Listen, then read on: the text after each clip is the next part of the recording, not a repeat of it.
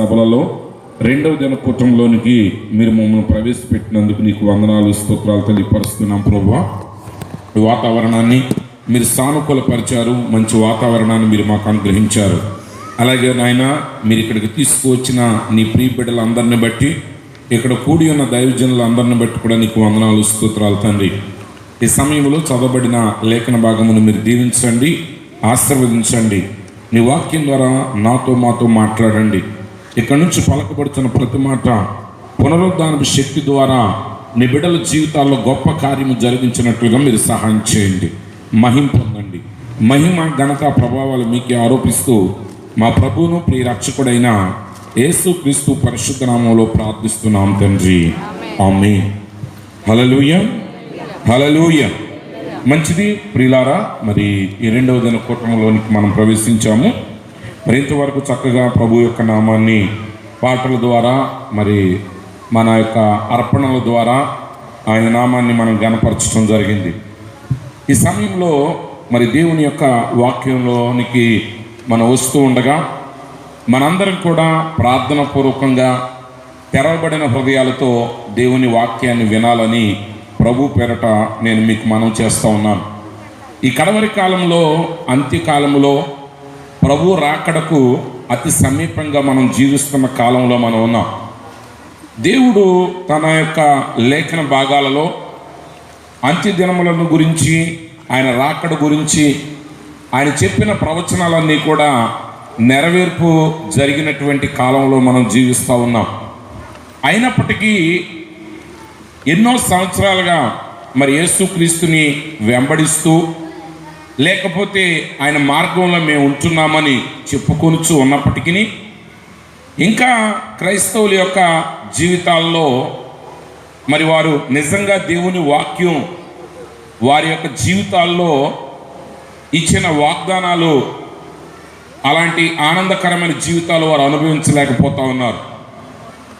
యేసు ప్రభు సెలవిచ్చారు, నేను గొర్రెలకు జీవమునివ్వటానికి వచ్చాను, ఆ జీవము వారికి సమృద్ధిగా ఇచ్చుటకు నేను వచ్చి ఉన్నానని యేసు ప్రభు సెలవిచ్చారు.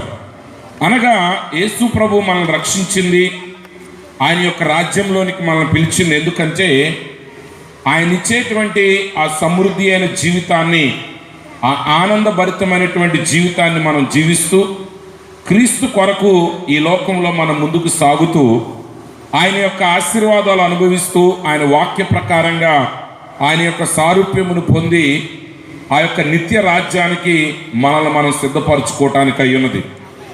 అయితే మరి నిజంగా క్రైస్తవులు, లేకపోతే దేవుని దగ్గరకు మేము చాలా కాలం నుంచి చూస్తున్నామని చెప్పుకుంటున్న వారు, మరి వాక్యం వారి గురించి చెప్పినటువంటి ఆ అద్భుతమైన జీవితాన్ని, ఆ ప్రభావవంతమైన జీవితాన్ని, ఆ సమృద్ధి అయిన జీవితాన్ని అనుభవిస్తున్నారా అని చెప్పాలంటే విచారకరమైన విషయం ఏంటంటే అనేకుల జీవితాలు దేవుడు వాగ్దానం చేసినటువంటి రీతిలో లేవు. దానికి కారణం ఏంటి? దానికి గల కారణం ఏంటంటే ఈరోజు మనుషులు వాక్యం కంటే కూడా పారంపర్య ఆచారాలకి, మనుషుల యొక్క అభిప్రాయాలకి దేంతో విలువనిస్తూ ఉన్నారు. అందుకే ఏ తరములోనైనా దేవుడు ఒక కార్యాన్ని జరిగిస్తూ ఉన్నప్పుడు ఎవరైతే తెరవబడిన హృదయాలతో, దీనమైన హృదయాలతో ఆయన చెప్పిన మాటకు లోబడటానికి సిద్ధపడతారో వారి జీవితంలోనే దేవుడు కార్యం జరిగిస్తూ ఉంటాడు. గత రాత్రి మనం చూసాం, వేలాది మంది యేసు ప్రభుని వెంబడిస్తూ ఉన్నారు. అయితే వేలాది మంది ఆయన్ని వెంబడించినప్పటికీ వారు ఆయనలో ఉన్న ప్రభావాన్ని పొందుకోలేకపోయారు. కారణం ఏంటంటే వారు వెంబడిస్తున్నారే కానీ వారి యొక్క ఉద్దేశం సరైనది కాదు. వారు భౌతికమైన విషయాల కొరకు యేసు ప్రభుని వెంబడిస్తూ ఉన్నారు, వారి యొక్క స్వలాభం కొరకు యేసు ప్రభుని వెంబడిస్తూ ఉన్నారు. లేదా జనులంతా వెళుతున్నారని వీళ్ళు కూడా వెళ్ళటమే జరుగుతుంది తప్ప దాని యొక్క ప్రాముఖ్యతను ఎరిగి వారు ఆయన యొక్క మార్గంలో నడవలేదు. కానీ రక్తస్రావం కలిగినటువంటి స్త్రీ అయితే ఆమె విశ్వాసం కలిగిన హృదయంతో ఎన్నో ఆటంకాలు ఆమెకు ఎదురైనప్పటికీ కూడా ఆ ఆటంకాలన్నిటినీ దాటుకుని ఆమె యేసు ప్రభు దగ్గరికి వచ్చి ఆయన తాకటం జరిగింది.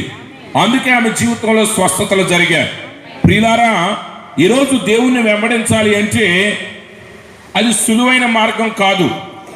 చాలామంది ఏమనుకుంటారంటే, నిజంగా నేను ఈ ప్రాంతానికి వచ్చే వరకు మీటింగ్లకి వ్యాన్ సౌకర్యాలు కలిగిస్తారన్న సంగతి నాకు తెలియదు. నాకు కేవలం స్కూళ్ళకి కాలేజీలకి మాత్రమే వ్యాన్లు ఉంటాయని నాకు తెలుసు. ఆమె నాకు తెలిసినంతవరకు వ్యాన్ సౌకర్యాలు ఎక్కడ ఉంటాయండి? స్కూల్కి మాత్రమే ఉంటుంది, అది ప్రైవేట్ స్కూళ్ళకి, కాలేజీలకి మాత్రమే ఉంటుంది. కానీ ఈ ప్రాంతానికి నేను వచ్చిన తర్వాత ప్రతి పాంప్లెట్లోనూ ఒక పదం తప్పనిసరిగా ఉంటుంది: రవాణా వ్యాన్ సౌకర్యం కల్పించబడును, ట్రాన్స్పోర్ట్ కల్పించబడును. ఇంకా కొన్ని రోజులు అయిపోతే నాకు అనిపిస్తూ ఉంటుంది సరదాగా, మీటింగ్కి రావాలంటే మీ ఇంట్లో పనులన్నీ మేమే చక్కబెడతాం. మీరు కానీ మీటింగ్కి వస్తారంటే మీ ఇంటికి మనుషులు పంపించేస్తాం, వాష్ చేయడానికి, అన్నం వండటానికి, ఇవన్నీ చేయటానికి, మరలా మిమ్మల్ని దింపటానికి, దింపి బెడ్ మీద ఎక్కించి మీ మీద దుప్పటి కప్పటానికి ఇన్ని ఏర్పాట్లు చేస్తామంటే ప్రజలు వస్తారు. కానీ ఇక్కడ నిజంగా బైబిల్ గ్రంథంలో మనం చూసినట్లయితే దేవుని వలన కార్యాలు పొందిన ప్రతి వ్యక్తి అనేక ఆటంకాలు ఎదుర్కొనే ముందుకు సాగాడు. ఆమె అందుకే మేఘాన్ని చూసే రైతు విత్తనాన్ని విత్తలేడని బైబిల్ చెప్తా ఉంది. ఉదయకాలంలో పేపర్ చూసినప్పుడు తుఫాను వాతావరణం ఉన్నదని చెప్తున్నారు. అయినప్పటికీ ఈరోజు పేపర్లో తుఫాను పడిందని వాళ్ళు మీటింగ్ క్యాన్సిల్ చేసేసుకున్నాం అనుకోండి, ఏం జరుగుద్ది? చక్కగా మంచి వాతావరణం ఉంటుంది, ఆ అవకాశాన్ని మనం కోల్పోతూ ఉంటాం. కాబట్టి ప్రతి ఆటంకాన్ని మధ్య ఆ ఆటంకాన్ని దేవుని వాక్యం కొరకు మనం ఏం చేయాలంటే ఆ ఆటంకాన్ని దాటుకుంటా ముందుకు రావాలి. అప్పుడు మాత్రమే దేవుని ఆశీర్వాదాలు మనం పొందుకుంటాం. యేసు ప్రభు కూడా ఈ లోకంలో ఉన్నప్పుడు ఆయన ఒకరోజు సమాజ మందిరంలోనికి వెళ్ళాడు. యేసు ప్రభు ఎక్కడికి వెళ్ళాడండి? ఆయన సమాజ మందిరానికి వెళ్ళాడు. ఈ సమాజ మందిరం ఏంటి అంటే యూదులు కూడుకుని దేవుని గురించి ఆలోచన చేసి దేవుని వాక్యాన్ని చదువుకుని అక్కడ బోధకుల ద్వారా బోధ చేసుకునేటువంటి స్థలం అది. అంటే ఇప్పటి మన సంఘాలు లాంటివి. నిజానికి ఇప్పటి మన సంఘాలతో దాన్ని పోల్చలేం, కానీ రమారమి మన వాతావరణం కలిగింది. అది యేసు ప్రభు సమాజ మందిరంలోనికి వెళ్ళాడు. సమాజ మందిరంలోనికి వెళ్ళినప్పుడు ఆ యూదులు, పరిసయ్యులు, సద్దూకయ్యులు వాళ్ళందరూ కూడా మోషే ధర్మశాస్త్రాన్ని పాటించేవారు, దేవుని వాక్యాన్ని పూర్తిగా ఎరిగినటువంటి వారు. అయితే వారు మెస్సియా కొరకు ఎదురు చూస్తున్నారు. ఆ మెస్సియా ఇప్పుడు వారి మధ్యకు దిగివచ్చాడు. హల్లెలూయా! ఆ మెస్సియా వారి దగ్గరికి దిగొచ్చాడు. ఆయన రోగులకు స్వస్థతనిస్తున్నాడు. ఆయన యొక్క మాటల వలన పాపులు వారి జీవితాలు మార్చుకుని పరిశుద్ధమైన మార్గంలో నడుస్తూ ఉన్నారు. అయితే ఆయన సమాజ మందిరంలోనికి రాగానేనంట అక్కడ ఒక ఓచ చేయగలిగిన వాడు ఉన్నాడు. అక్కడ ఒక ఓచ చేయగలిగిన వాడు ఉన్నాడు.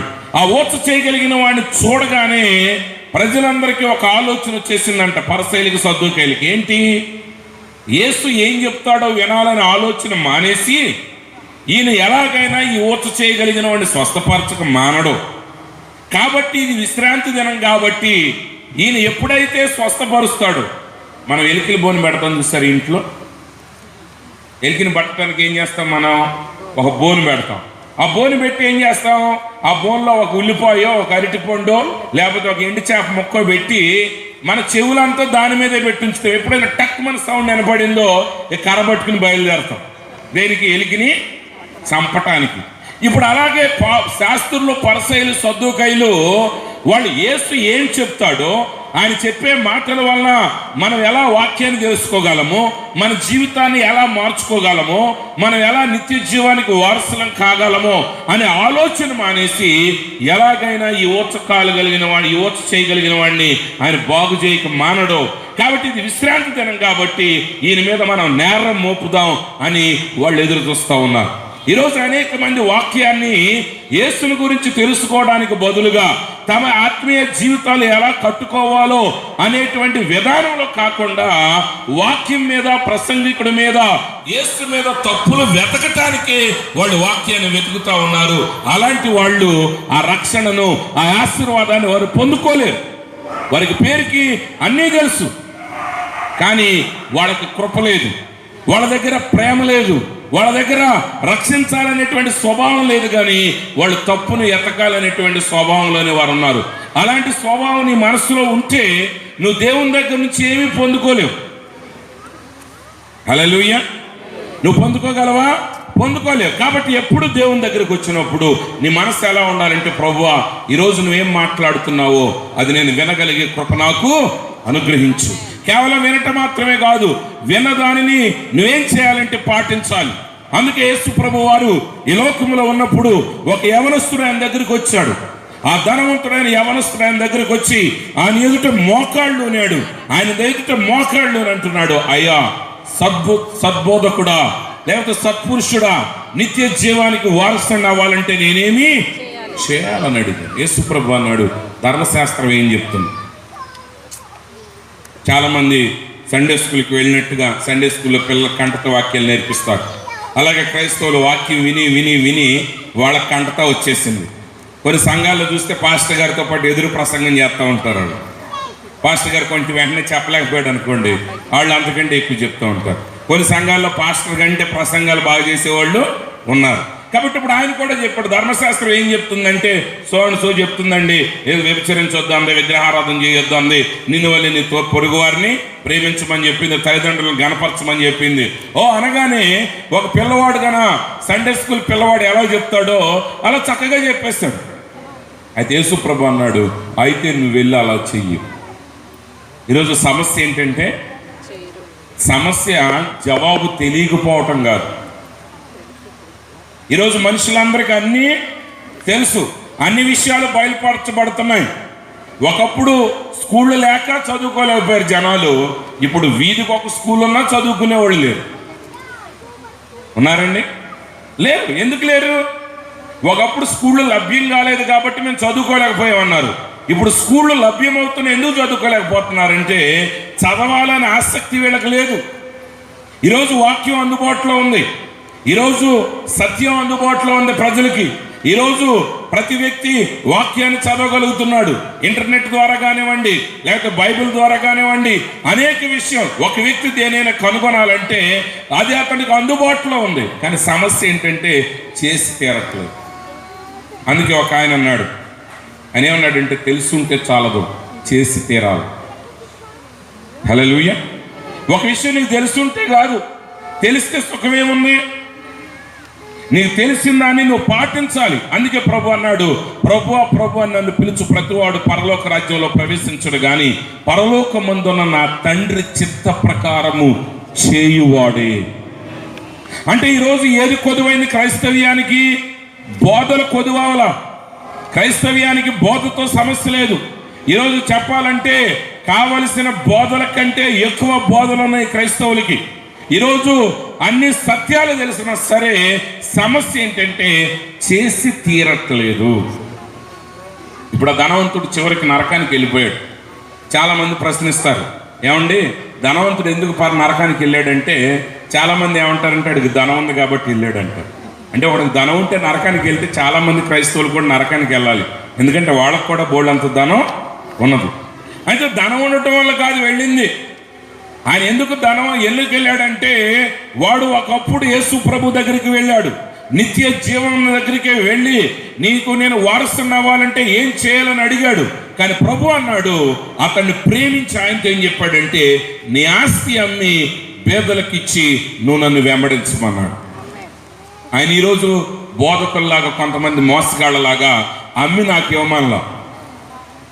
ఈరోజు చాలామంది కొన్ని సంవత్సరాలుగా క్రైస్తవ్యంలో ప్రపంచవ్యాప్తంగా ఒక పని జరుగుతుంది. ఇంకేముందా, రాకడ రేపే వస్తుంది కాబట్టి మీ ఆస్తులను నమ్ముకుని రండి అన్నారు. అన్ని దేశాల్లో అన్ని ప్రాంతాల్లో ఇవన్నీ జరిగినాయి. వాటన్ని ఎత్తి చూపించడం నా ఉద్దేశం కాదు, కానీ వాళ్ళందరూ చేసిన ఒక చెడ్డ పని ఏంటంటే, మీ ఆస్తులంతా అమ్మి నాకు ఇవ్వండి, ఆ ఆస్తిని తీసుకుని నేను నిన్ను పరలోక రాజ్యానికి తీసుకువెళ్తానన్నారు. కానీ యేసు ప్రభు అన్నాడు, నీ ఆస్తి అమ్ము, కానీ నీ ఆస్తి నాకు అక్కర్లేదు. నువ్వేం చేస్తావు అంటే నీ ఆస్తిని పేదలకు ఇచ్చి వేయి, నువ్వు నన్ను వెంబడించు, నేను పోషిస్తాను, నేను నిన్ను నడిపిస్తాను, ఆ నిత్య జీవానికి నేను నిన్ను వారసుని చేస్తానన్నాడు. కానీ వాడికి సమస్య ఏంటంటే డబ్బులు ఎక్కువైపోయింది. ప్రజలకు ఏంటంటే సుఖంగా ఉన్న ప్రార్థనకు రారు, కష్టాలు ఉన్నా ప్రార్థనకు రారు, అప్పులతో ఉన్న రారు, ఆస్తులు పెరిగినా రారు. కాబట్టి ఇప్పుడు వాడికి ఆస్తి ఎక్కువైందంట. అందుకే వాడు ఏం చేశాడు, యేసు ప్రభు చెప్పిన మాటను త్రోసివేశాడు. కానీ చివరికి ఏమైంది, వాడు ఆస్తి ఇంకా పెంచుకున్నాడు, గొప్పవైంది. కానీ దేవుడు చివరికి అన్నాడు, వెర్రివాడా, ఈ రాత్రి నీ ప్రాణాన్ని నేను అడుగుతాను, నువ్వేం చేస్తావన్నాడు. ఆ రాత్రి వాడు ప్రాణాన్ని దేవుడు అడిగాడు. చివరికి వాడు యుగ యుగాలు అగ్నిలో కాలి చనిపోయాడు. ప్రియమైన సహోదరి సహోదరులారా, ఈరోజు వాక్యాన్ని వినటం మాత్రమే కాదు, ఒక గంట వాక్యాన్ని విని, నేను గంట వాక్యాన్ని విన్నాను కదా, నా జీవితం మారిపోద్దని నువ్వు అనుకున్నావంటే నీ అంత అమాయకులు మరి ఎవరు లేరు. ఒకసారి ఒక ఆమెకంట, ముసలాంకి జ్వరం వచ్చిందంట, లెగలేకపోయిందంట 2 రోజులు. తర్వాత కొన్ని రోజుల తర్వాత ఆమె బాగైపోయింది. బాగైపోయిన తర్వాత ఆమె ఫ్రెండ్ ఇంకొక ముసలాం అడిగిందంట, అమ్మా నీకు జ్వరం వచ్చింది కదా, మరి ఎలా తగ్గిపోయింది నీకంటే? ఆమె ఉందంట, నేను హాస్పిటల్కి వెళ్ళానమ్మా, అందుకే నాకు జ్వరం తగ్గిపోయిందని చెప్పింది. కొన్ని రోజుల తర్వాత ఆమెకు కూడా ఇంకొక ముసలాంకి జ్వరం వచ్చింది. ఆమె కూడా హాస్పిటల్కి వెళ్తుంది. వారం రోజులు వెళ్తున్నా తగ్గట్లేదు. మొదట ఆమెను అడిగిందంట, అమ్మ నీకు జ్వరం వచ్చినప్పుడు హాస్పిటల్కి ఎంత తగ్గింది అన్నావు కదా, నేను వారం రోజుల నుంచి వెళ్తున్నాను, నాకు తగ్గలేదు. అప్పుడు ఆ మొదటి ముసలాం అడిగిందంట, డాక్టర్ గారు నీకేం చెప్పాడు? ట్యాబ్లెట్లు ఇచ్చాడా, సిరప్ ఇచ్చాడా, ఆ ఇంజక్షన్ చేశాడా అని అడిగిందంట. అదేంటి నువ్వు ఇవన్నీ చెప్పలేదు కదా, హాస్పిటల్కి వెళ్ళాను అన్నావు. నేను కూడా హాస్పిటల్కి వెళ్తున్నాను, వచ్చేస్తున్నా. ఏమేం చేస్తుంది? హాస్పిటల్కి వెళ్తున్నా, హాస్పిటల్ అంతా బాగుందో లేదో చూసుకుంటుంది, వెనక్కి తిరిగి వస్తున్నారు. ఈరోజు చాలామంది చర్చికి వస్తారు, వెళ్ళిపోతారు, ప్రసంగాలు వింటారు. కొంతమంది ఇంకొంచెం భక్తులు ఏం చేస్తారంటే పాస్టర్కి మార్కులు వేస్తారు. ఈ పాస్టర్ ప్రసంగం బాగా చేశాడు, 80% కరెక్ట్గా ఉంది, 90% సరిగా లేదు, లేదా ఈ పర్సెంట్ ఆ పర్సెంట్ ఇది బాగా చెప్పాడు అది బాగా చెప్పాడు అని పాస్టర్కి మార్కులు వేసి వెళ్ళిపోతున్నారు. కానీ ఇక్కడ నువ్వేం చేయాలి? ఇక్కడ నువ్వేం చేయాలంటే, ఇక్కడ డాక్టర్ గారి దగ్గరికి వచ్చిన తర్వాత డాక్టర్ నీకు చెప్పింది నువ్వు చేయాలి. ఈరోజు ప్రజలు చెప్పింది చేయటానికి ఇష్టపడట్లా. ఒకసారి విజయవాడలో ఒక డాక్టర్ గారు నాతో అంటున్నాడు, ఆయన ఏమంటాడంటే, పాస్టర్ గారు నా దగ్గరికి పేషెంట్ వస్తారు, వాళ్ళు ఏమడుగుతారంటే నేను చెప్పిన దానికి మాత్రం వాళ్ళు పాటించడానికి ఎట్టి పరిస్థితుల్లో ఇష్టపడరు. ఒక ఆయన వచ్చాడంట, ఆయనకి బీపీ చాలా విపరీతంగా ఉందంట. కొడుకుని భార్యని పిలిచాడంట, అమ్మా మీ ఆయనకి బీపీ చాలా విపరీతంగా ఉంది, మందులేసినా సరిగా తగ్గట్లేదు, శరీరం సరిగా స్పందించట్లేదు, కాబట్టి మీ ఆయనకి ఉప్పు లేకుండా మీరు భోజనం పెట్టండి అని చెప్పారంట. అప్పుడు ఆ అంటదంట, ఉప్పు లేకుండా చేయటం మాకు ఎట్ట కుదురుద్దండి, మా ఇంట్లో ఉప్పు కారం తక్కువైతే అసలు ఎవడో తిననే తిన. అప్పుడు ఆయన అన్నాడంట, ఆయనకి వేరుగా ఉండండి అమ్మ అన్నాడంట, మీ ఆయనకి వంట వేరుగా చేయండి. ఆ అందంట, మాకే వండుకోవటం కష్టం అవుతుంటే ఆడికి వేరుగా ఎక్కడ చేయమంటాం, ఆయనకి వేరుగా ఉండటం మా వల్ల కాదు అన్నాం.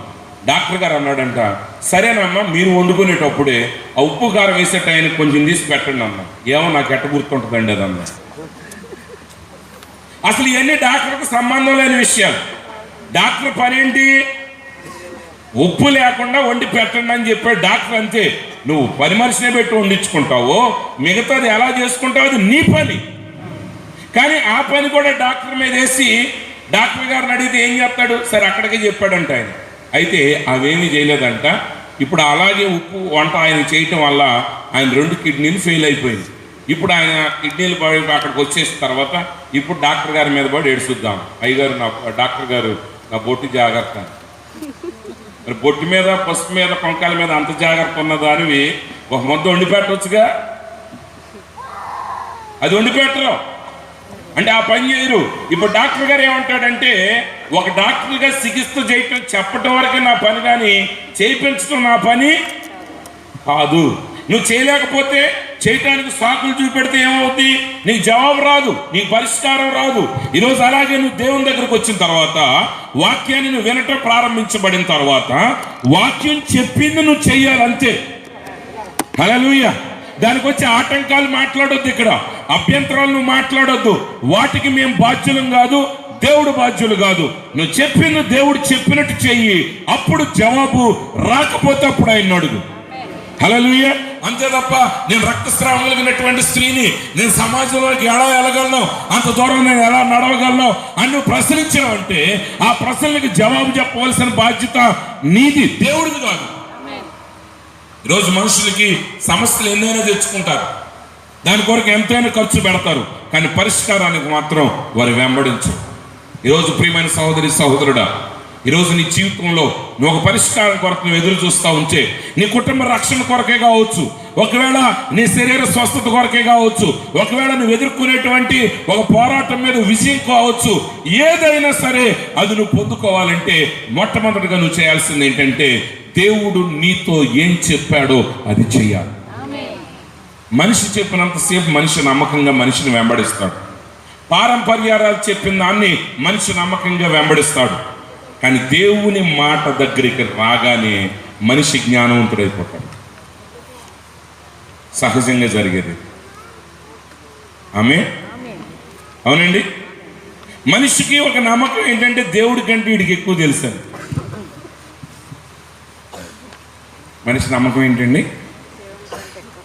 దేవుని కంటే ఎక్కువ నీకు తెలుసు. కానీ ఇక్కడ దేవుడు అన్ని నీకు వివరించడు. కానీ ఒకటి మాత్రం గుర్తుపెట్టడానికి అపోస్తలుడైన పౌలు గారు అన్నాడు, దేవుడు ఒకవేళ బుద్ధిహీనంగా ఒక నిర్ణయం తీసుకున్నాడు అనుకున్నాం.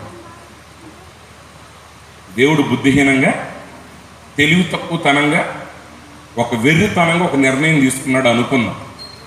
పౌలు గారు ఏమంటాడంటే, దేవుడు వెర్రితనంగా, తెలివి తక్కువతనంగా, బుద్ధిహీనంగా ఒక నిర్ణయం తీసుకుంటే అది మనిషి మహాజ్ఞానంతో తీసుకునే నిర్ణయం కంటే కూడా ఎంతో మెరుగైనది అయి ఉంటుంది. అది మీకు అర్థమైందా? దేవుడు తెలివి తక్కువగా ఒకవేళ నిర్ణయం తీసుకున్నా అది నువ్వు తెలివి అంతటితో తీసుకున్న నిర్ణయం కంటే కూడా మెరుగైన నిర్ణయం అయి ఉంటుంది. కాబట్టి ఎప్పుడూ దేవుడే జ్ఞానవంతుడు, ఎప్పుడు దేవుడే సర్వశక్తివంతుడు, ఎప్పుడు సమస్తాన్ని ఎరిగిన వాడు దేవుడై ఉన్నాడు. అందుకే ఆయన అన్నాడు, ప్రతి మనుష్యుడి మాట అబద్ధమగును కానీ నా మాట నిలిచి ఉంటుంది. ఆ మాట సత్యమై ఉంటుంది, ఆ మాట జీవమై ఉంటుంది. భూమి ఆకాశాలు గతించిపోతాయి కానీ ఆయన మాటల్లో సున్నైనా పొల్లైనా తప్పిపోదు. ఇప్పుడు నువ్వేం చేయాలి? మొట్టమొదటిగా నువ్వు దేవుని మాటను వినాలి. సమస్య ఎలా 2 పాయింట్లు. నువ్వు దేవుని మాట వినాలి. నువ్వు దేవుని మాట వినాలనుకోగానే 100 దెయ్యాలు నీతో మాట్లాడతాయి. నువ్వు దేవుని మాట వినాలనుకోగానే ఏం మాట్లాడతాయండి? 100 దెయ్యాలు నీతో మాట్లాడు. ఆ 100 దెయ్యాల స్వరాల్లో వినబడేటువంటి ఆ మెల్లని స్వరమైన ఆ దేవుని మాటను నువ్వు వినగలగాలి. అందుకు ఒక దైవజనుడు అన్నాడు, దేవుడు బిగ్గరగా మాట్లాడాడు, దేవుడు మెల్లగా మాట్లాడేటప్పుడు ఆ మెల్లని స్వరం వినాలంటే నువ్వేం చేయాలి? సపోజ్ మీ ఇంట్లో ఫోన్ మాట్లాడుతున్నారు, మీరు ఒక ఇంపార్టెంట్ వ్యక్తి ఫోన్ చేశాడు, మీకు ఈ ఊరు ప్రెసిడెంట్ గారు, లేకపోతే ఎమ్మెల్యే గారు, మినిస్టర్ గారు, లేకపోతే నువ్వు ఒక సమస్యల్లో ఉన్నావు, ఆ సమస్యల నుంచి పరిష్కారం చెప్పేటువంటి ఒక వ్యక్తి నీకు ఫోన్ చేశాడు. ఇప్పుడు ఇంట్లో ఫ్యాన్ సౌండ్, ఇంట్లో పిల్లల అరుపులు, ఇంట్లో టీవీ సౌండ్, ఇంట్లో నువ్వు పెంచుకుంటున్న కుక్క అరుపులు, వీటన్నిటి మధ్య ఆ స్వరాన్ని వినలేకపోతూ ఉంటావు. అప్పుడు నువ్వేం చేస్తావు? వినపడలేదని ఆ ఫోన్ బారేయను.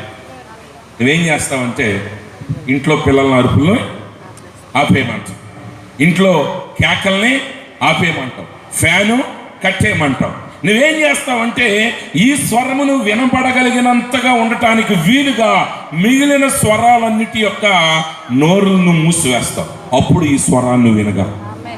అలాగే దేవుని స్వరం నువ్వు వినాలంటే నువ్వు దేవుని స్వరాన్ని వినటం ఆపేయాలి.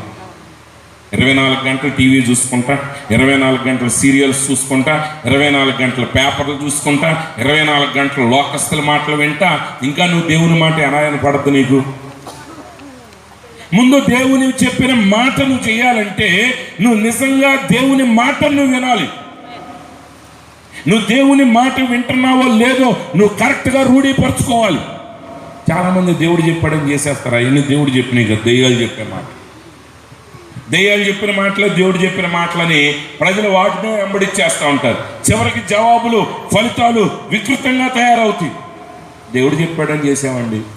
దేవుడు చెప్పాడని చేయటం కాదు, అది దేవుని మాట కాదో నువ్వు రూఢిపరచుకోవాలి. ఆ మాట దేవుని మాట కాదో నువ్వు రూఢిపరచుకోవాలంటే నువ్వు వాక్యాన్ని ఎరిగిన వాడివై ఉండాలి, నువ్వు వాక్యాన్ని చదివేవాడివై ఉండాలి, నువ్వు ప్రార్థించే అనుభవం నువ్వు కలిగిన వాడివై ఉండాలి.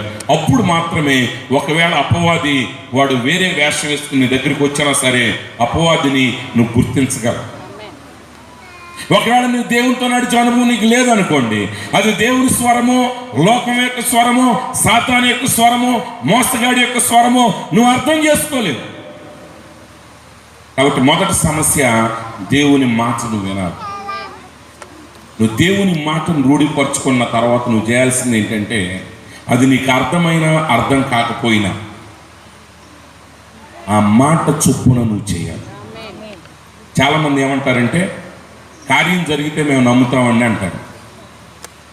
కార్యం జరిగితే మేము నమ్ముతాం. ప్రభు అన్నాడు, నమ్మిన ఎడల నువ్వు దేవుని మహిమను చూస్తావు. మనిషి అడుగుతున్నాడు, నేను ఆయన మహిమ చూపించండి అప్పుడు మేము నమ్ముతాం. కానీ యేసు అన్నాడు, నమ్మిన వారి వలన ఈ సూచక్రియలు జరుగుతాయి. నువ్వు దేవుని నమ్మితేనే దేవుడి కార్యం నీ జీవితంలో జరుగుతుంది. నువ్వు నమ్మకపోతే నీ జీవితంలో ఆ కార్యాన్ని జరిగించి నేను ఫలానాని రుజువు చేసుకోవాల్సిన అవసరం ఆయనకి. ఇప్పుడు చంద్రబాబు గారు మన రాష్ట్రానికి ముఖ్యమంత్రి. ఇప్పుడు ఆయన చంద్రబాబు గారు మీ ఇంటికి వచ్చి, నేను ముఖ్యమంత్రినండి, గవర్నర్ గారు నాతో ప్రమాణ స్వీకారం చేయించిన ఫోటో ఇదండి, నేను సంతకం చేసిన ఫైల్ ఇదండి అని చెప్పి నీ దగ్గరికి వచ్చి నీకు నిరూపించుకోవాల్సిన అవసరం ఆయనకు లేదు.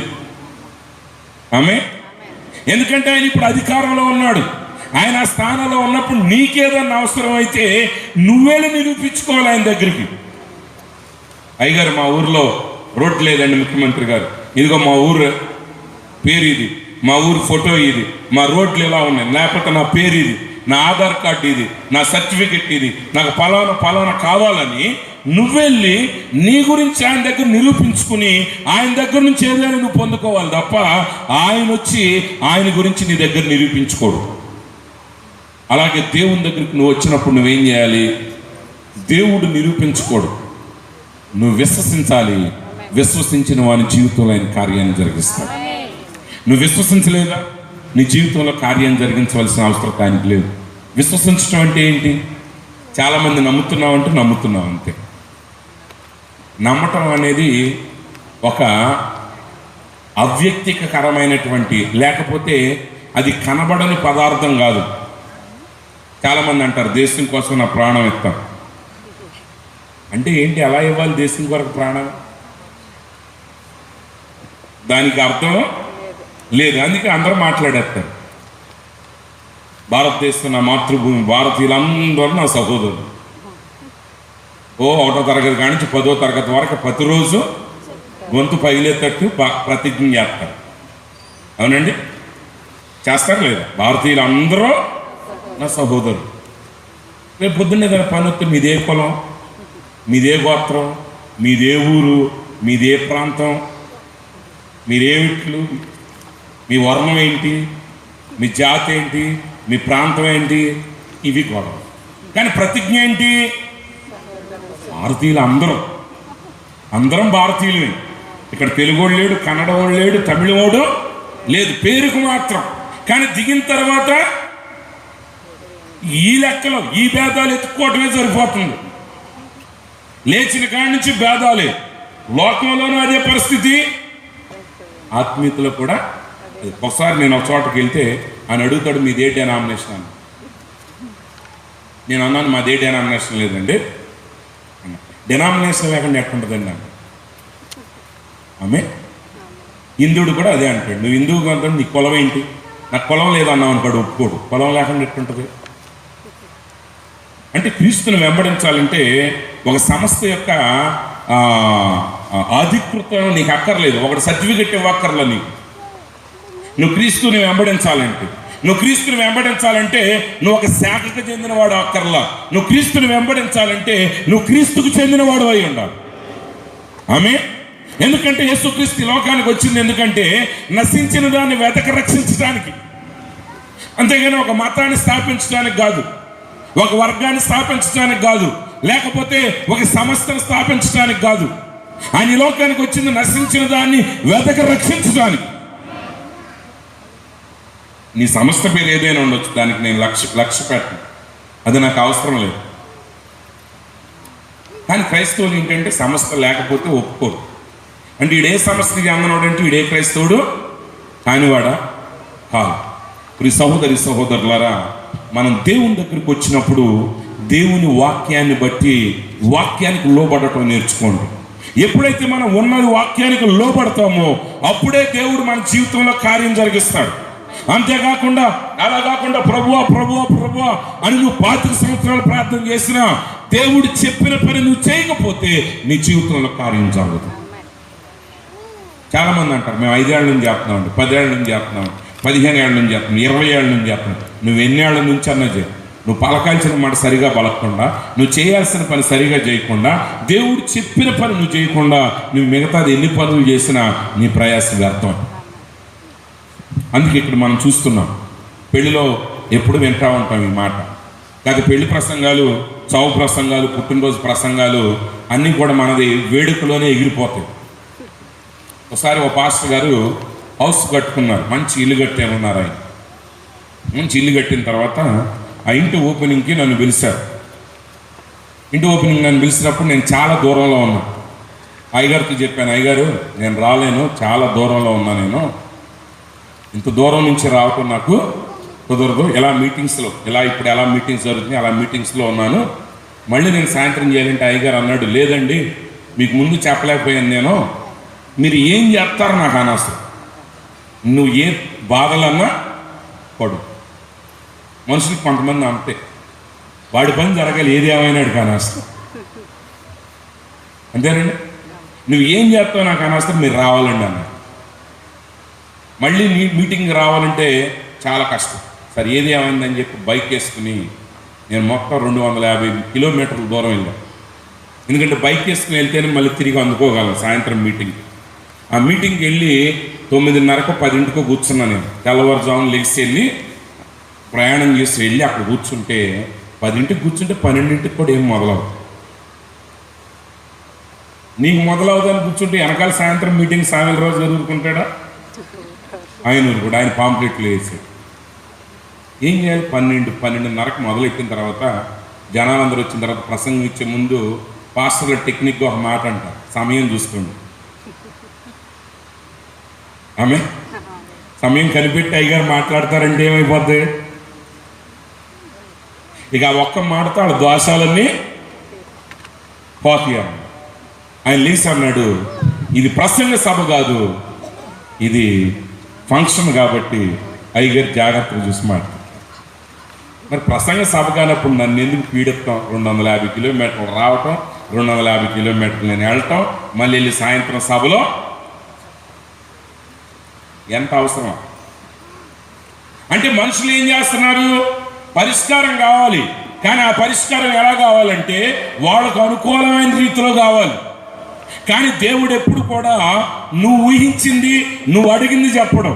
ఆయన చిత్తంలో ఏమున్నది, ఆయన యొక్క వాక్యం ఏమైనది అదే చెప్తాడు ఆయన. ఒకసారి పాస్టర్ గారు చెప్పాడంట వాక్యం, ప్రభువా పాస్టర్ గారు ఏం చెప్పాడంటే, అవనస్తులకి అబ్బాయిలు అమ్మాయిలు మీ ఇష్టం వచ్చినట్టు సంబంధాలు మీరు ఎత్తుకోమాకండి, ఏదో ప్రేమలు పడి వెళ్ళారంటే సంవత్సరంలాగా నాశనం అయిపోతారు, కాబట్టి మీరు మోకరించి దేవుడిని అడగండి, దేవుడు ఏ అమ్మాయిని చూపెడితే ఆ అమ్మాయిని చేసుకోండి, దేవుడు ఏ అబ్బాయిని చూపెడితే ఆ అబ్బాయిని చేసుకోండి, అప్పుడు మీ జీవితాలు బాగుంటాయి అన్నాడు. అప్పుడు ఒకడు వెళ్ళిపోయి ప్రార్థన చేయటం మొదలెట్టాడు. ప్రభువా అయ్యగారు చెప్పాడు, నువ్వు ఏ అమ్మాయిని చూపెడితే ఆ అమ్మాయిని నేను చేసుకున్నా, మొత్తం నా జీవితాన్ని నీకు అప్పచెప్తున్నా, కానీ నువ్వు ఎవరిని చూపించాలంటే పలానా వీధిలో పలానా ఇంట్లో ఉన్న పలానా అమ్మాయిని చూపించు, తప్పేవా నువ్వు అయిపోతావు. కాబట్టి మన ఇద్దరు డీలింగ్స్ ఏంటి? కాబట్టి ఇప్పుడు కొత్త స్టైల్ వచ్చింది, అరేంజ్ అండ్ లవ్ మ్యారేజ్. ఈ లవ్ చేసి వస్తాడు, పెద్దలు కూర్చుకుని వస్తాడు. అంటే ఇప్పుడు ఇది ఏ పెళ్ళి అంటే, ఇది లవ్ మ్యారేజా అరేంజ్డ్ మ్యారేజ్? అంటే లవ్ మ్యారేజ్ అరేంజ్డ్ మ్యారేజ్. అంటే దేవుణ్ణి కూడా అలాగే పుట్టలో వేయాలనుకుంటున్నారు మనుషులు. ఇప్పుడు ఆయన ఏమంటాడు, ప్రభువా నువ్వు చూపించిన అమ్మాయిని నేను చేసుకుంటా. ఏ గోత్రమైన ఏ కులమైన ఆ అమ్మాయి ఎత్తి ఎట్టుండ రంగు ఎట్టుండ, కానీ నువ్వు ఎవరిని చూపించాలి? ఇది వరకటి రోజుల్లో సంఘాల్లో పాటలు పాడేవాళ్ళు, ఇప్పుడు పాడుతున్నారు లేదు తెలియదు, కానీ అబ్బాయిని తీసుకొచ్చి దేవుడికి సమర్పించేస్తారు, పాట పెడతారు. పాట పెట్టేటప్పుడు ముందే చెప్తారు 500 అండి, 500 కంటే ఎక్కువ ఎవడ పాడతాకి వెళ్ళలేదు.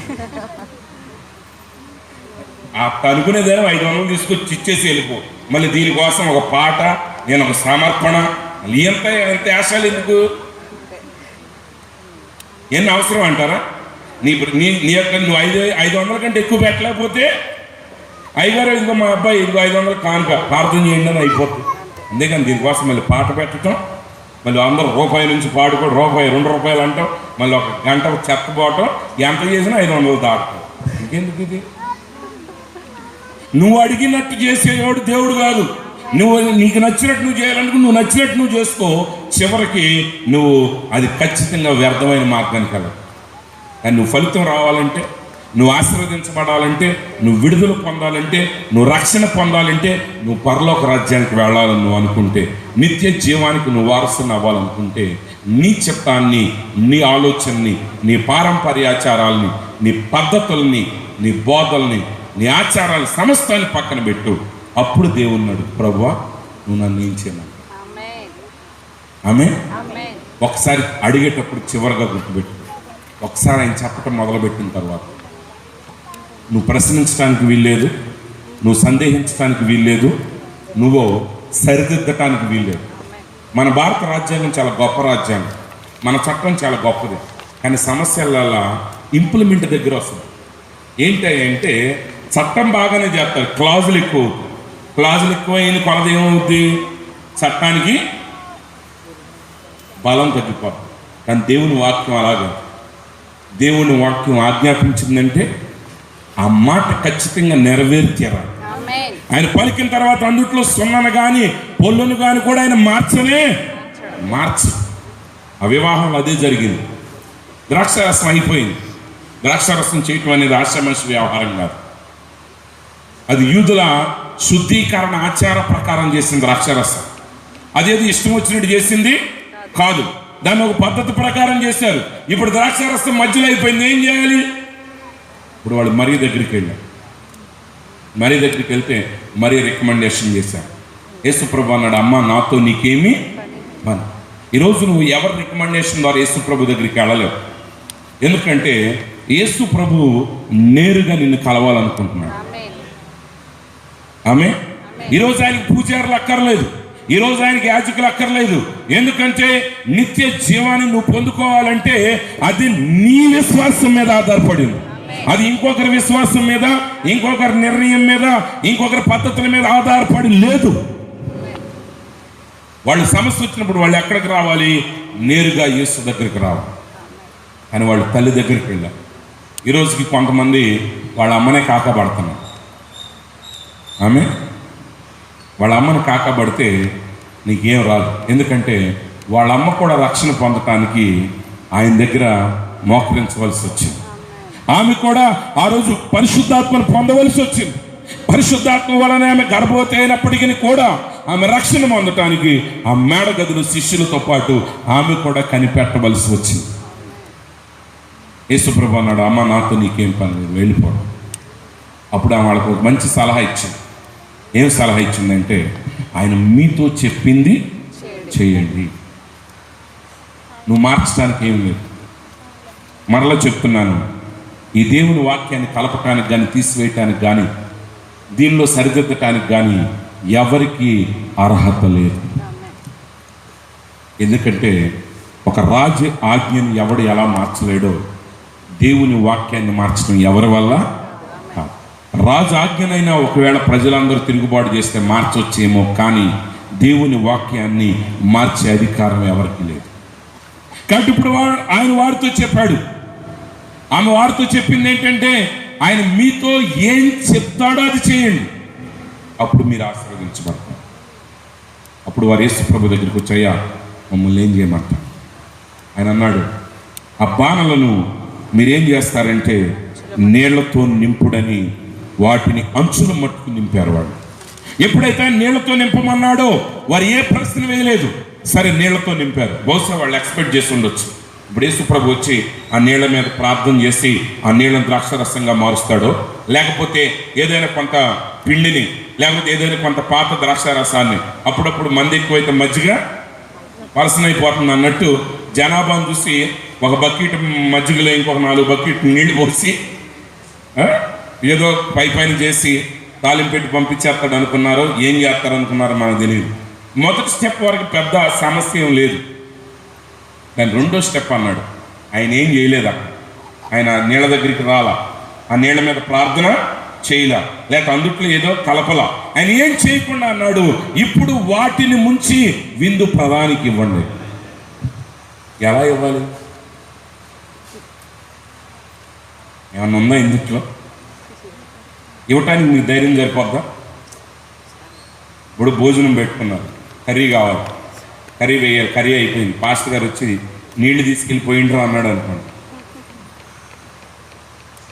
ఏం చేయాలి?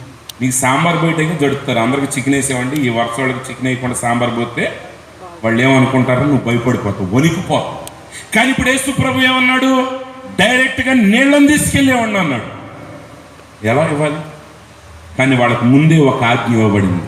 ఆ ఆజ్ఞ ఏంటంటే ఆయన చెప్పింది మీరు చేయండి. మీరు అడగొద్దు, ఆయన చెప్పింది నువ్వు చేయి. నువ్వు ఆయన చెప్పిన మాట ప్రకారం చేస్తే ఆయన నీ పక్షంగా నిలబడతావు. ఆయన చెప్పిన మాటకి, ఆయన చెప్పినటువంటి ప్రతి మాటకి ఆయన బాధ్యుడై ఉంటాడు. మీరు చూసే 100 రూపాయల నోట్లో, 500 రూపాయల నోట్లో, 1000 రూపాయల నోట్లో దానికి ఒక మాట ఉంటుంది. ఏముంటుందంటే కింద సంతకం ఉంటుంది. ఆ సంతకం ఏంటంటే I promise to pay the bearer to the sum of 100 రూపాయల కాగితం మీద అయితే 100 రూపాయలు అని ఉంటుంది.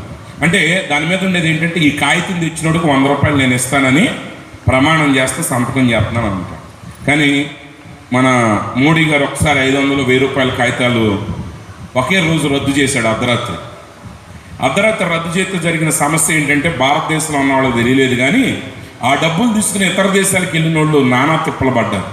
ఇప్పుడు బయట దేశాల వాళ్ళు ఏమంటున్నారంటే, వారి అబ్బాయి మీ దేశం నుంచి ₹1 మాకు వద్దు, మీరు మా దేశం రావాలంటే ముందే మీ దేశంలోనే అమెరికా డాలర్లు కానీ ఇంకొక దానిగా మార్చుకుని మా దేశానికి రండి, ఎందుకంటే మీ వాళ్ళు నమ్మదగిన వాళ్ళు కాదు. ఇప్పుడు 10 రూపాయల నోటు ఎవరన్నా 10 రూపాయల బిళ్ళలు ఎవరు తీసుకోవట్లేదు. ఇంకా ఈస్ట్ గోదావరిలో తీసుకుంటున్నారు, కానీ కృష్ణా, గుంటూరు ఆ ప్రాంతంలో 10 రూపాయల బిళ్ళ ఎవరు తీసుకోరు. అడుక్కుని ఓడిపించిన తీసుకోవట్లేదు. అవి చెల్లుతాయి, కానీ ఎందుకు చెల్లకుండా పోయినాయి అంటే ఒకప్పుడు ఈడే కొన్ని చెల్లవన్నాడు కాబట్టి, గవర్నమెంటే వాళ్ళు ముద్రించిన కాగితాలే వాళ్ళు చెల్లవని చెప్పారు కాబట్టి మిగిలినవి కూడా చెల్లకుండా పోయింది. ఈరోజు వాక్యాన్ని మీరు చాలా జాగ్రత్తగా గమనించాలి. సగం కరెక్ట్ కాదు, ఇక్కడ ఇది కరెక్టు, ఇది తప్ప నువ్వే అంటా ఉంటే ఇంక దెయ్యాలు ఎలా అంటే నీ మాట. లోకం ఎలా నమ్ముద్దు వాక్యాన్ని? దేవుని వాక్యం అంతా సత్యమైంది. ఆయన మాట నువ్వు నమ్మితే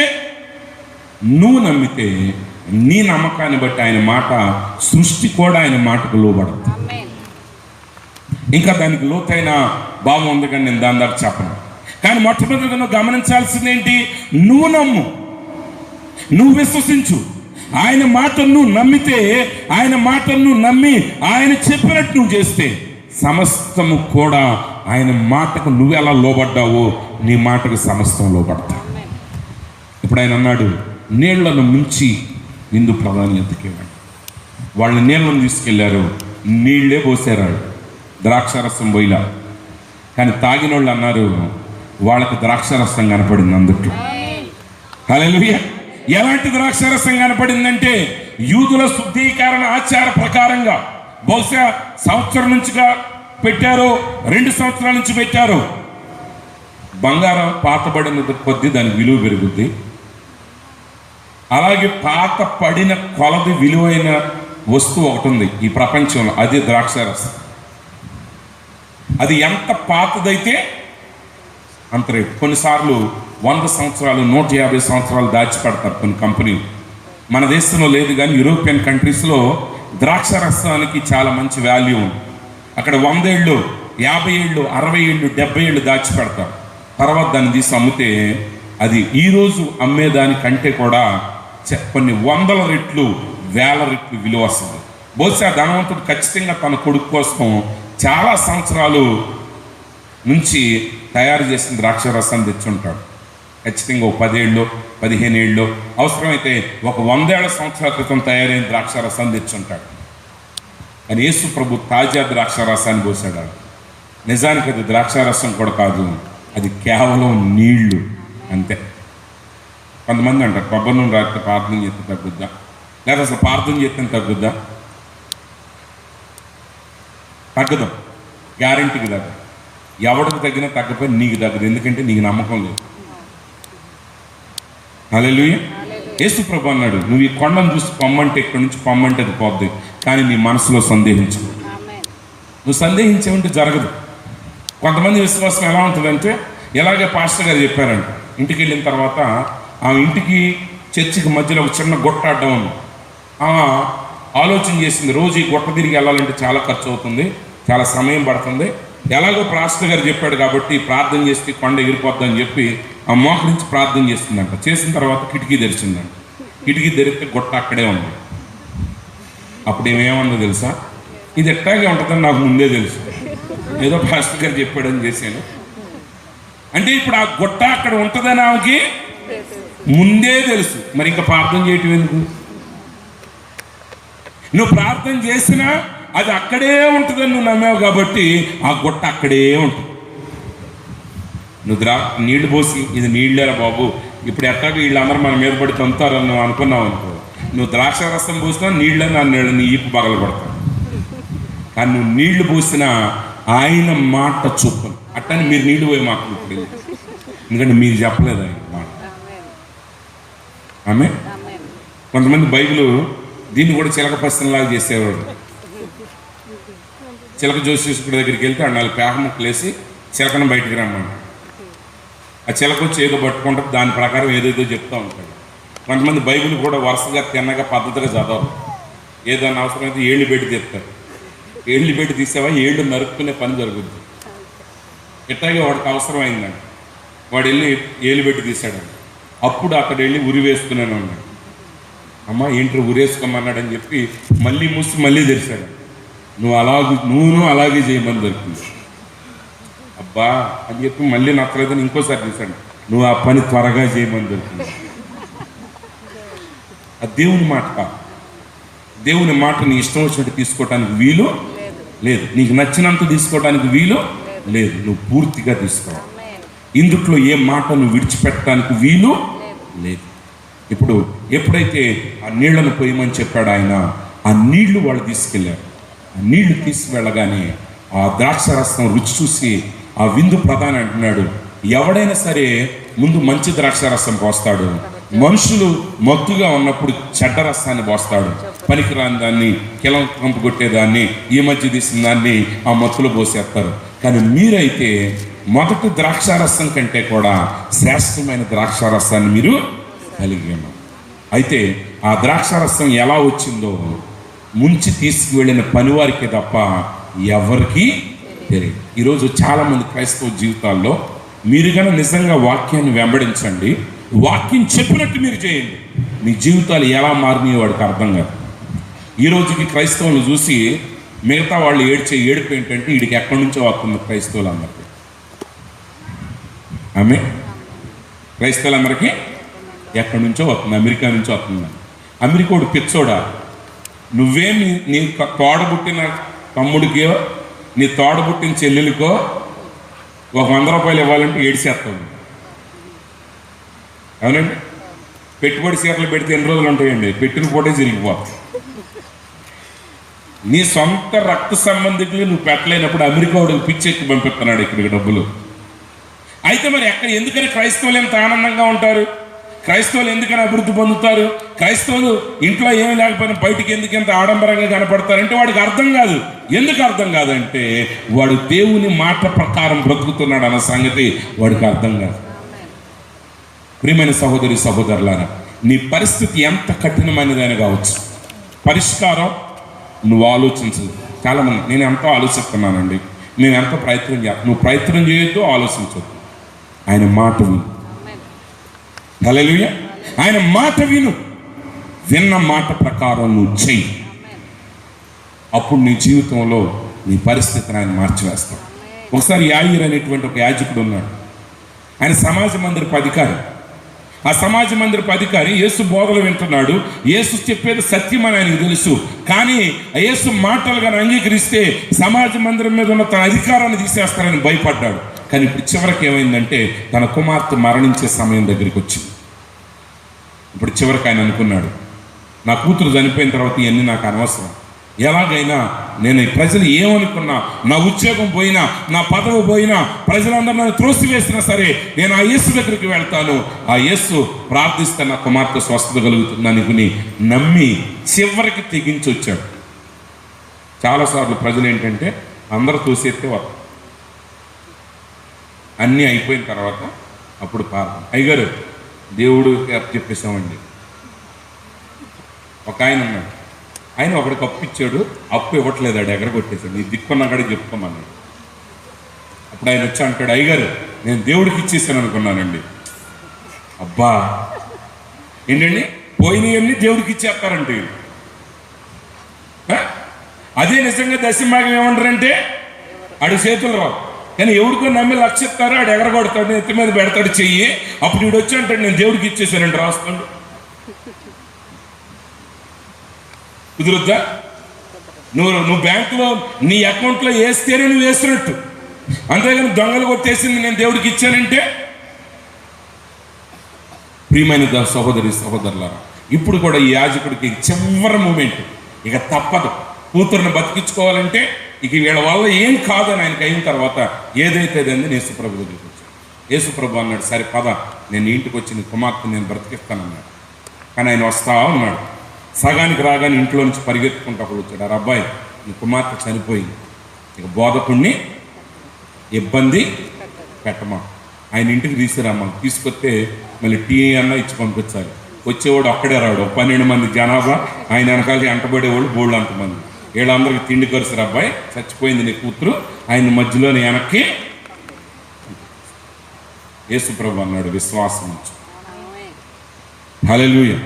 యేసుప్రభు ఏమన్నాడు, నువ్వు విశ్వాసం ఉంచు, నీ కుమార్తె చావలేదు, ఆమె బ్రతికే ఉంది, ఆమె నిద్రపోతుందని చెప్పాడు. ఇంటికి వచ్చేసరికి విషయం ఏంటంటే యేసుప్రభు లోపలికి అడుగు పెట్టడానికి చోట్లేదు. ఇంటి నిండా గొల్లు చేయవారు ఉన్నారంట, ఏడ్చేవాళ్ళు ఉన్నారు. ఒకడొచ్చి ఆ యొక్క సమాధి పెట్టి కోసం వెళ్ళినాడు కొంతమంది, అవాసవాకాయలు తెచ్చినాడు కొంతమంది. ఒకసారి ఇట్లాగే ఒక అంత్యక్రియలు చేయడానికి వెళ్ళాం. నేను అన్నాను, ఎందుకు అబ్బాయి ఈ అవాసవాకాయలు జోవలు ఎన్ని వద్దంటే సంతోషంగా వేస్తామండి అన్నాడు. అంటే సత్య సంతోషంగా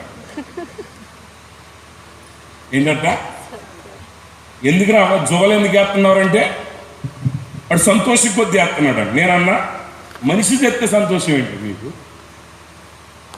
అంటే మనిషి ఏం చేస్తున్నాడో కూడా వాడికి తెలియట్లేదు. ఏదో చెప్పారు చేసుకుంటూ పోతున్నారు. వాక్యం ఏం చెప్పింది అనేది ఆలోచన లేదు, దేవుడు ఏం చెప్తున్నాడు అనేది ఆలోచన లేదు. పెద్దలు చెప్పారా ఏదైనా నాయన ప్రార్థన చేసుకున్నాం అనుకో, నమ్మడం. ఆడెళ్ళి గోమూత్రం తాగరా అన్నాడు అనుకో, తాగేది. అదే డాక్టర్ గారు టానిక్ వేసుకోమంటే వేసుకుంటాడా?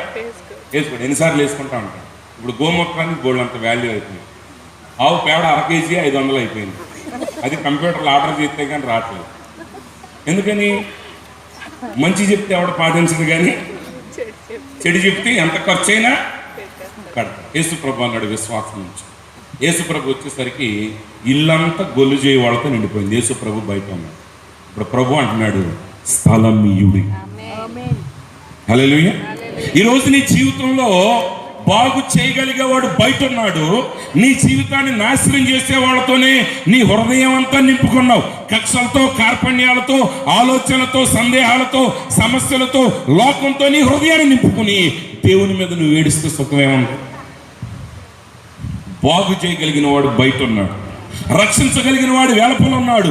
బ్రతికిన వాడిని కూడా, చచ్చిన వాడిని కూడా తిరిగి లేపగలిగిన యేసు నీ హృదయం వెలుపలుండి ఆయన అంటున్నాడు, నాకు స్థలం ఇవ్వండి. ఈరోజు ప్రపంచంలో నేను ఒక సంవత్సరం క్రింద చదివాను, ప్రపంచంలో 2 లక్షల టీవీ ఛానల్స్ ఉన్నాయండి. ఎన్ని ఛానల్స్ అండి? 2 లక్షల ఛానల్స్. ఇది ఒక సంవత్సరం క్రితం, ఇప్పటికి ఎన్నో చేడిసినాయో నాకు తెలియదు. నేను లెక్క కట్టా, ఒక్కొక్క ఛానల్లో ఏముందని నువ్వు ఒక నిమిషం ఖర్చు పెడితే సగం ఛానల్స్ చూసేసరికి నువ్వు ముసలోడి వైపు చచ్చిపోతావు. అసలు ఏ ఛానల్ ఏంటో నీకు తెలుసుకోవడానికి నీ జీవిత కాలం చాలదు. అవన్నీ నింపుకుని ఏడుపు ఉన్న బాధలు చాలక క్రైస్తవులకి. ఇది వరకు కూడా మనుషులకు బాధలు ఉండే. ఏంటి, మా ఆడబోడ్స్ జీవితం సరిగా లేదు, మా తమ్ముడు కుటుంబం సరిగా లేదు, మా అన్న పిల్లోడు సరిగా మాట వినట్లేదు, లేకపోతే మా పొలం సరిగా పండట్లేదు, లేకపోతే గేదె కెట్ అయిపోయింది, మా పిల్లకి సంబంధం దొరకదు. ఇది జవాబు పరసలు. ఇది ఎప్పటి నుంచి ఉన్నాయనండి. ఇప్పుడు కొత్తగా ఇంకొంచెం వచ్చి పడ్డాయి వీటితో పాటు. ఒకరోజు ఇలాగే మీటింగ్ అయిపోయిన తర్వాత నేను వెళ్ళటానికి వీల్లేక అదే పాస్టర్ గారి ఇంట్లో పడుకున్నాను. తెల్లారి కొంచెం లేట్గా వెళ్ళేసి బ్రష్ చేయడానికి బయటకు వచ్చి బ్రష్ చేస్తా ఉంటే పాస్టర్ గారు బాగా దగ్గరికి కూర్చుని చాలా బాధపడిపోతున్నారు. అయ్యో వాడు ఏమైపోతాడోనండి, నాకు చాలా బాధగా ఉందని గట్టిగా నేర్తుంది.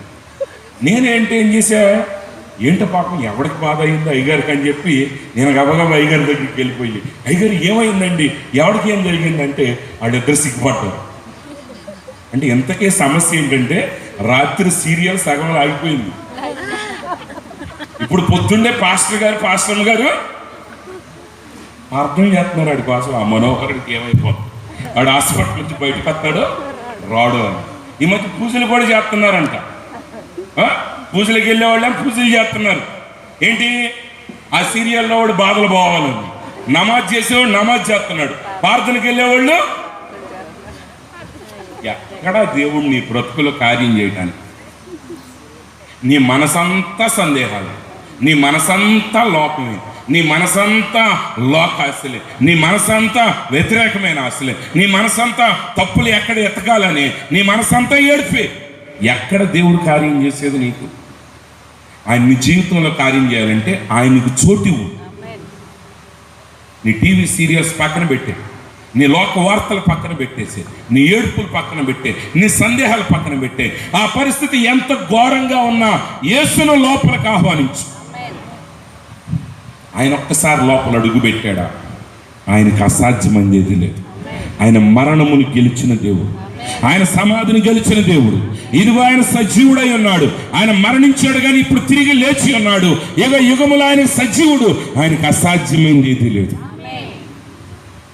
కానీ ఆయన ఏదైనా నీ జీవితంలో కార్యం చేయలేకపోతున్నాడంటే నువ్వు సందేహించడం వల్ల అయినా అయి ఉండాలి, ఆయనకి చోటు నువ్వు ఇవ్వకపోవటం వల్ల అయినా అయి ఉండాలి, ఆయన చెప్పిన మాట చొప్పున నువ్వు చేయకపోవటం అయినా అయి ఉండాలి. చాలామందికి దేవుడు చెప్పిన మాట చేయటం చాలా కష్టం, చాలా ఇబ్బంది. అది వాళ్ళు అవమానంగా ఫీల్ అవుతారు, అది కష్టంగా ఫీల్ అవుతారు. కానీ ప్రియులారా, ఎందుకని దేవుని మాట మీరు నమ్మలేకపోతున్నారు? నయమాన్ వచ్చాడు, నయమాన్ కూడా వెండి తీసుకొచ్చాడు, బంగారం తీసుకొచ్చాడు, కోట్ల రూపాయలు ఖరీదు చేసేటువంటి వెండి తీసుకొచ్చాడు, కోట్ల రూపాయలు ఖరీదు చేసే బంగారం తీసుకొచ్చాడు. ఈరోజు ఆ డబ్బుగా లెక్క పెడితే చాలా గొప్ప డబ్బు అది. 6 రోజుల్లోనే లక్షలు ఖరీదు చేసే బంగారం తీసుకొచ్చాడు. ఈరోజు ఆ బంగారం లెక్క కట్టాలంటే మన క్యాలిక్యులేటర్లు పగిలిపోవచ్చు. కానీ ఆయన ఒక ఆశ కలిగి వచ్చాడు. వాడికి రాకముందే వాడికి ఒక ఆలోచన, ప్రవక్త చెక్ చేయాలి. నువ్వు చెప్పినట్టు చేయడు దేవుడు. ప్రవక్త లోపల ఉన్నాడు ఎలీషా, వాడిని వెళ్ళి యోర్దాను నదిలో 7 సార్లు స్నానం చేయమన్నాడు. అంతే.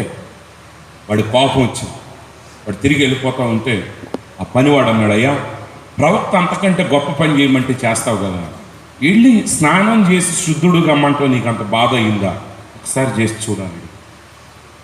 ప్రియులారా, దేవుని మాట మీరు పాటించాలి.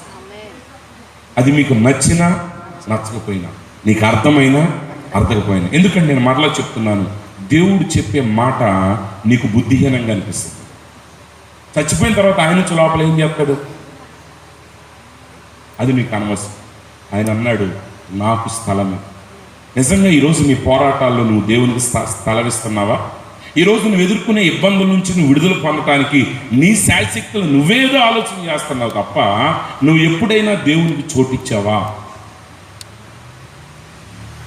నీకు ఒక అనారోగ్యం వస్తే ఆయుర్వేదం వాడు హోల్లో నా మాస్టర్ ఒక ఆయన ఉన్నాడు, ఆయన రిటైర్డ్ అయిపోయాడు. ఆయనకి ఒక చిన్న సమస్య ఉంది, హార్ట్ ప్రాబ్లం.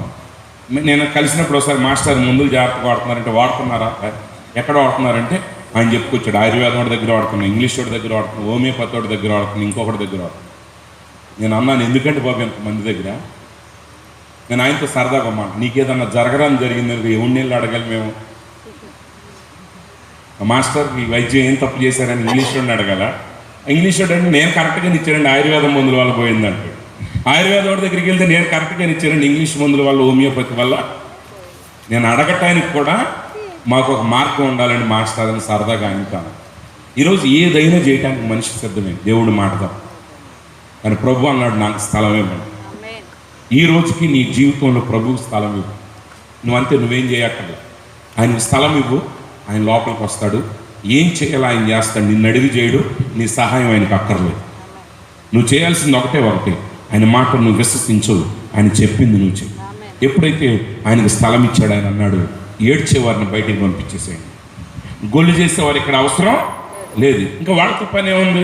మీరు సమాధి తవ్వటానికి డబ్బులు ఇవ్వాల్సిన అవసరం లేదు, సమాధి పెట్టికి నువ్వు డబ్బులు పంపించాల్సిన అవసరం లేదు, ఏం చేయాల్సిన అవసరం లేదు. ఎందుకంటే ఇప్పుడు నీ కుమార్తె బ్రతకబోతుంది. నువ్వు జీవాన్ని కోరుతున్నావా? మరణకరమైన వాటన్నిటికీ నీ జీవితంలో చోటివ్వబోతుంది. నువ్వు విజయాన్ని సాధించాలనుకుంటున్నావా? అపజయం కలిగించే ప్రతిదాన్ని ముందు తీసిపారాయి. అందుకే దావీదు అంటాడు, అక్రమం చేయవాడు నా ఇంట నివసించవాడు.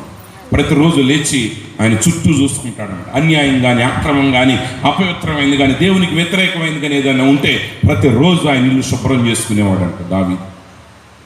ఈరోజు కూడా నువ్వేం చేయాలి? నువ్వు దేవునికి తప్ప నీ ఇంట్లో ఎవరికి చోటివ్వద్దు, దేవునికి తప్ప నీ హృదయంలో ఎవరికి చోటివ్వద్దు, దేవుని వాక్యానికి తప్ప నువ్వు ఎవరికి చోటివ్వద్దు. అప్పుడు నీ సమస్య మరణములో ఉన్నా సరే దాన్ని బ్రతికించగలిగిన సమర్థుడు ఆయన. చనిపోయి 4 రోజులు దాటి కుళ్ళిపోయిన లాజరును కూడా ఆయన మాట మాత్రం చేత బ్రతికించిన దేవుడు అయి ఉన్నాడు. ఎప్పుడు? ఆయనకు చోటిచ్చినప్పుడు. ఆయనకు నువ్వు చోటు ఇవ్వలేదనుకో, కార్పొరేట్ హాస్పిటల్ బ్రతికిమని, విజయవాడలో హాస్పిటల్ ఉంది, నాగార్జున హాస్పిటల్. పేరు కూడా ఎందుకు చెప్పానంటే, మీకు ఏదైనా అవసరం ఒక హాస్పిటల్కి వెళ్ళమని. ఎందుకంటే ఆ హాస్పిటల్కి మామూలుగా నడిచేళ్ళోళ్ళు శవాలయ్యి వస్తారు. ఆ హాస్పిటల్ గొప్పతనం. ఒకసారి ఒక డాక్టర్ గారు నాతో అన్నాడు, పాస్టర్ గారు, నాగార్జున హాస్పిటల్ గేటు దగ్గర యాక్సిడెంట్ అయిపోయినా సరే వాడిని మాత్రం ఆ హాస్పిటల్కి తీసుకెళ్ళకూడదు. కావాలంటే ఇంక 2 నిమిషాల కంటే బతకడానుకుంటే నేరుగా శ్మశానాన్ని తీసుకుపోండి. అంతే తప్ప మీరు నాగార్జున హాస్పిటల్కి కానీ చేర్చారనుకో, వాడు చస్తాడు, ఇంటికాడు వాళ్ళు చస్తారు. ఈ మాట ఎవరు చెప్పారు? నేను చెప్పలా, ఒక MBBS డాక్టర్ గారు చెప్పారు. అందుకే బైబిల్ చెప్తుంది, రక్తస్రావం కలిగిన స్త్రీ 12 సంవత్సరాలు వైద్యుల చేత మరింత ఇక్కట్లు పాలైంది. నువ్వు ఎవరి మాట విన్నా నీ సమస్య ఇంకా పెరగటమే, తగ్గేది ఉండదు. నువ్వు సమస్య పోవాలంటే, పరిష్కరించబడాలంటే ఆయన చెప్పింది చేయాలి. ఆయన లోపల స్థలం ఏమన్నాడు, ఆయన స్థలం ఇచ్చారు. అప్పుడు లోపలికి వచ్చి ఆ అమ్మాయి చేయబట్టుకుని చిన్నదానాలు ఇమ్మనగానే ఆ అమ్మాయి బ్రతికింది. ప్రియమైన సహోదరి సహోదరులారా, ఈరోజు నీ జీవితాన్ని ఒకసారి పరిశీలించే. నువ్వు నిజంగా ఆయన చెప్పిన మాట ప్రకారమే నువ్వు చేస్తున్నావా? ఒకవేళ ఆయన చెప్పినట్టు నువ్వు చేయకుండా నువ్వు ప్రభువా ప్రభువా ప్రభువా ప్రభు అని నువ్వు ఎంత ప్రార్థించినా, ఎంత ఏడ్చినా నీ కన్నీటి వలన ఏం కార్యం జరగదు. కానీ నువ్వేం చేయాలంటే ఆయన చెప్పింది చేయి. అప్పుడు నీ లేమిని ఆయన కలిమిగా మారుస్తాడు, నీ జీవితంలో ఉన్న మరణాన్ని ఆయన జీవంగా మారుస్తాడు. ఎందుకంటే పునరుద్ధానమును జీవమును ఆయన ఉన్నాడు. ఆయన చెప్పిన మాట చేసిన వాళ్ళు ఇంతవరకు ఎవరు వెనక్కి తీయలేదు, ఎన్నడూ అవమానం పడలేదు. ఇంకా అబ్రహాం గురించి నేను చెప్పాలనుకున్నాను కానీ నాకు సమయం లేదు. కానీ అబ్రహాము విశ్వాసులకు తండ్రి అయ్యాడు. ఎందుకంటే దేవుడు చెప్పిన మాట ఆయన చేశాడు. వెంబడించమంటే వెంబడించాడు. చివరికి దేవుడు అన్నాడు, నీ ఏకైక కుమారుడైన ఇస్సాకుని కూడా బలి ఇవ్వమన్నప్పుడు ఆయన ఏం మాత్రం వెనక తీయక తన కుమారుడిని బలి ఇవ్వటానికి ఆయన సిద్ధపడ్డాడు. అందుకే ఈరోజు ఆయన విశ్వాసులకు తండ్రి అయ్యాడు. ప్రియులారా, ఆయన నీకు ఏది ఇచ్చినా నీకు ఆశీర్వాదమే, ఆయన నుంచి ఏది తీసివేసినా అది నీకు ఆశీర్వాదం. నువ్వు ఆయన్ని నమ్ము. ఆమె అప్పుడు నీ జీవితం ఆశీర్వదించబడుతుంది. అట్టి కృప దేవుడు మీ అందరికీ అనుగ్రహించును గాక. ఆమేన్. తిరిగి ఈ సమయాన్ని దైవజనులకు అప్పగిస్తున్నాను. మీ జీవితంలో ప్రతి పరిస్థితి మధ్య ఆయన మాట విని ఆయన చెప్పినట్టు చేయండి. అప్పుడు మీ పరిస్థితుల్ని, మీ అపజయాలను ఆయన మార్చి విజయాలుగా మారుస్తాడు. మీ జీవితాల్లో గొప్ప అద్భుతాలు చేస్తాడు.